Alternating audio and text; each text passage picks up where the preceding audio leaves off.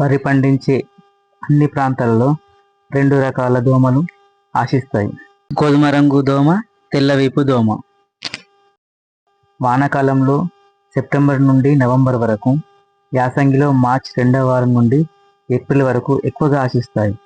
పిల్ల మరియు పెద్ద దోమలు నీటి పైభాగంలో దుబ్బల మొదళ్ళ దగ్గర నుండి రసం పీల్చడం వలన పైరు లేత పసుపు వర్ణానికి మారుతుంది. ఉధృతి ఎక్కువగా ఉన్నప్పుడు పొలంలో నీటిని గమనిస్తే తెట్టులాగా తేలియాడుతూ కనబడుతుంది. పైరు సుడులు సుడులుగా వలయాకారంలో ఎండిపోతూ ఉంటుంది.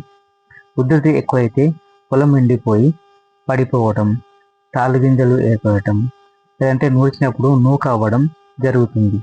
అయితే ఈ దోమ ఉధృతి ఎక్కువగా ఎప్పుడు ఉంటుందంటే దోమను తట్టుకొని రకాలు సాగు చేసినప్పుడు, లేదంటే పొలంలో నీరు ఎక్కువగా నిల్వ ఉన్నప్పుడు, లేదంటే ఆగస్టు మాసంలో 300 నుంచి 400 మిల్లీమీటర్ల వర్షపాతం పడినప్పుడు, పగటి ఉష్ణోగ్రతలు 20 నుంచి 30 డిగ్రీల సెల్సియస్ ఉన్నప్పుడు, లేదంటే రాత్రి ఉష్ణోగ్రతలు 21 నుంచి 20 సెల్సియస్ మధ్య ఉన్నప్పుడు, మరొకటి ఏంటంటే నత్రజనిని అధిక మోతాదులో వాడినప్పుడు, కాలిబాటలు తీయని పొలాల్లో పైరు తొలి దశలో ఆకులను ఆశించే పురుగులను నివారణకు క్లోరోపైరిపాస్, ప్రొఫెనోఫాస్ లేదా లాంబ్డా సైహెలోథ్రిన్ మరియు బీటా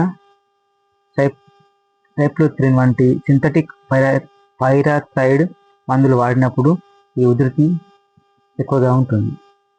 కాబట్టి వీటిని నివారణకు పైరు తొలి దశలోనే దోమ ఉధృతి దోహదపడే మందులను వాడకుండా ఉండడం, పిలక దశలో దుబ్బకు 10 నుంచి 15 అంకురాల నుండి, ఈనిక దశలో అయితే దుబ్బకు 25 నుంచి 30 దోమలు గమనించినట్లయితే వెంటనే సస్య రక్షణ చర్యలు చేపట్టాలి.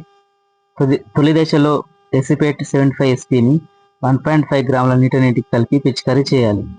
ఒకవేళ ఉధృతి ఎక్కువగా ఉన్నట్లయితే డైనోటెప్యూరాన్ 20 Hg 0.4 గ్రాములు, లేదంటే బ్యూప్రోఫెజిన్ 1.6 మిల్లీలీటర్లు, లేదంటే పైమెట్రోజిన్ 50 Wg 0.6 గ్రాముల లీటర్ నీటికి, లేదంటే ట్రైప్లుమోజెపైరిమ్ 0.485 మిల్లీలీటర్లు, లేదంటే ఇమిడాక్లోప్రిడ్ 40% ప్లస్ ఎథిప్రోల్ 40% Wg 0.25 గ్రాముల లీటర్ నీటికి కలిపి పిచికారీ చేయాలి.